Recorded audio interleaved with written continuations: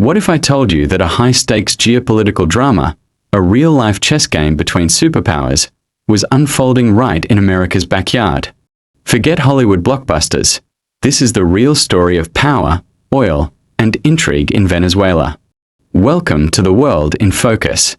Today, we are dissecting the intense standoff between the United States, Venezuela's Nicolás Maduro, and Russia's Vladimir Putin.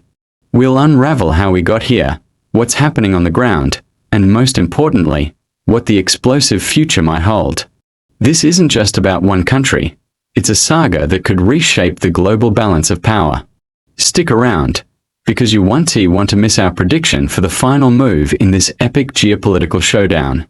To understand the current crisis, we have to rewind a bit. The road to intervention wasn't paved overnight. It began years ago, under the leadership of Hugo Chavez, Maduro's predecessor. Chavez's socialist policies, while initially popular for redistributing oil wealth, eventually led to economic mismanagement and deep-seated corruption. When Maduro took over in 2013, the country was already on a precarious path. A catastrophic plunge in global oil prices, the lifeblood of Venezuela's economy, was the final nail in the coffin. Shelves went empty, inflation skyrocketed into the millions of %, and basic services like electricity and water became luxuries. This created a massive humanitarian crisis, with millions of Venezuelans fleeing the country. Amid this chaos, Maduro consolidated his power, cracking down on dissent, jailing political opponents, and rewriting the constitution. The 2018 presidential election, widely condemned as fraudulent by international observers, was the tipping point.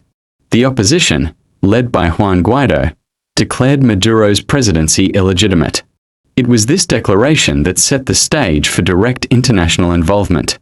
The United States, seeing an opportunity to oust a long-standing adversary and restore democracy, threw its full support behind Guaido, recognizing him as the legitimate interim president. This wasn't just a political statement, it was a direct challenge to Maduro's rule, and it marked the beginning of a new, far more confrontational chapter. The flashpoint came in Caracas. Following the US recognition, Juan Guaido, invoking a clause in the Venezuelan constitution, declared himself interim president before massive crowds of supporters.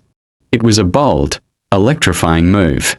The streets of Caracas and other major cities filled with people demanding Maduro's resignation. The hope for change was palpable. The United States immediately backed Guaido, followed by dozens of other nations, primarily in Europe and Latin America. This created a bizarre and unprecedented situation, a country with two rival presidents. Maduro, however, refused to budge. He retained the unwavering loyalty of the military's high command, the ultimate arbiter of power in Venezuela. He denounced Guaido as a puppet of American imperialism and dug in his heels. The US responded with crippling sanctions, targeting Venezuela's state-owned oil company, PDVSA, effectively cutting off Maduro's main source of revenue. The strategy was clear: squeeze the regime financially until it collapsed or the military turned against it.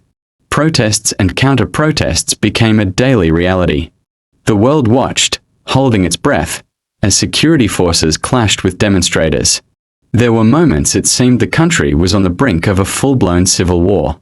But despite the immense international and domestic pressure, Maduro's grip on power, supported by the security apparatus, held firm. The initial momentum of the opposition began to wane as the standoff turned into a protracted stalemate. Caracas became the epicenter of this geopolitical tug-of-war, a city divided, anxious, and waiting for the next move. Just as the US was tightening its grip, another global power made its move. Enter Vladimir Putin. Russia's involvement wasn't new. Moscow and Caracas had been allies for years. Russia had provided billions of dollars in loans and invested heavily in Venezuela's oil industry. For Putin, Venezuela wasn't just an economic partner, it was a strategic foothold in the Western Hemisphere, a thorn in the side of the United States. As the US ramped up its pressure on Maduro, Russia doubled down on its support. Putin saw Washington's actions as another example of regime change interference, similar to what he perceived in Ukraine and the Middle East. Moscow became Maduro's most crucial international backer, alongside China. Russia provided not just diplomatic cover at the United Nations, blocking US-led resolutions, but also economic lifelines, helping Maduro's government bypass sanctions. Most dramatically, Russia sent military advisors and equipment to Caracas. While the numbers were small, the message was powerful and unambiguous. Venezuela is not alone, and Russia will defend its interests. This move completely changed the calculus. It wasn't just the US versus Maduro anymore. It was the US versus Maduro, backed by Russia.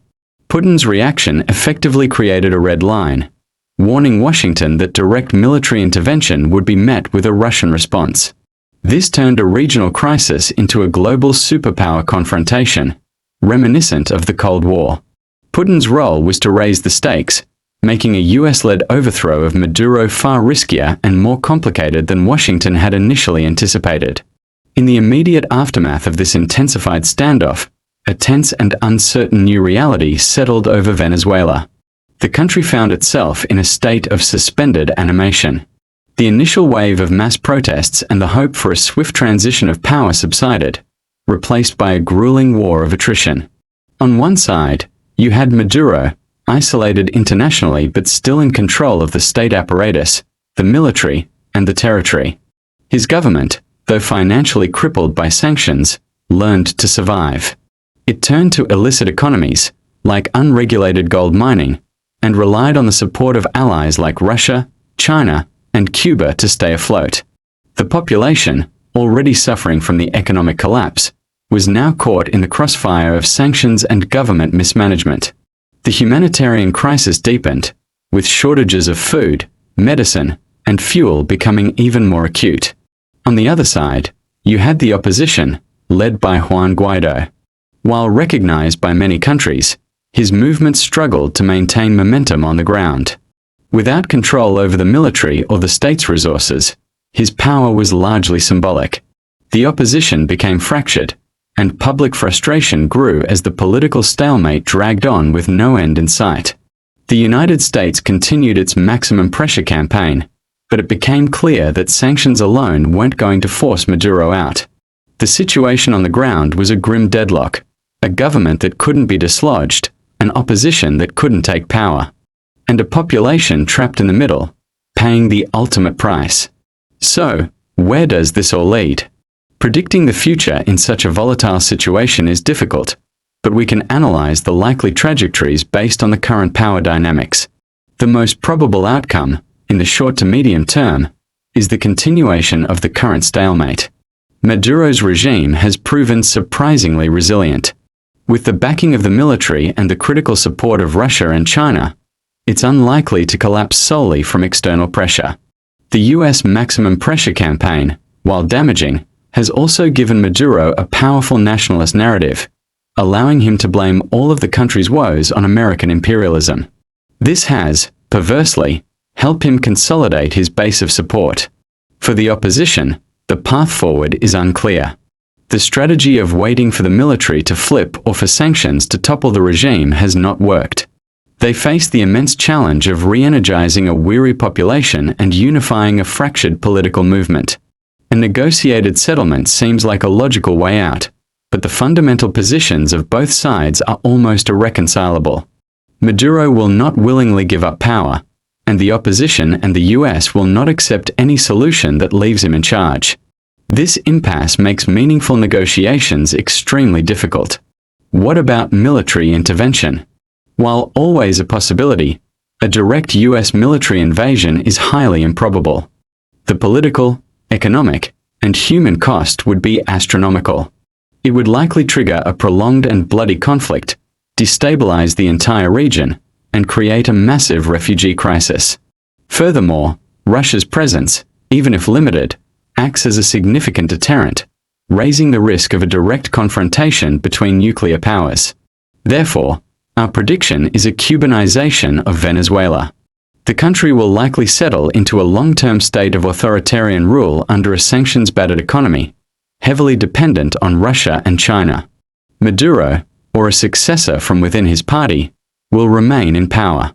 The economy will not recover, but the regime will find ways to survive, controlling the distribution of scarce resources to maintain loyalty.